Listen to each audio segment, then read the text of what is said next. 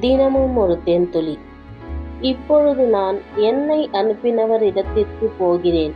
எங்கே போகிறீர் என்று உங்களில் ஒருவனும் என்னை கேட்கவில்லை.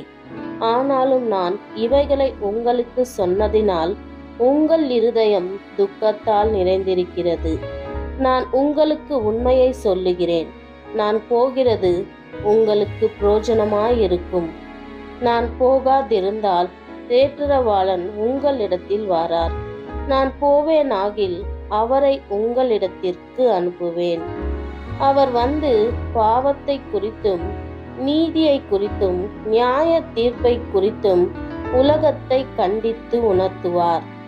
அவர்கள் என்னை விசுவாசியாதபடியினாலே பாவத்தை குறித்தும் நீங்கள் இனி என்னை காணாதபடிக்கு நான் என் பிதாவின் இடத்திற்கு போகிறபடியினால் நீதியை குறித்தும் இந்த உலகத்தின் அதிபதி நியாயம் தீர்க்கப்பட்டதினாலே நியாய தீர்ப்பை குறித்தும் கண்டித்து உணர்த்துவார். ஆமேன்.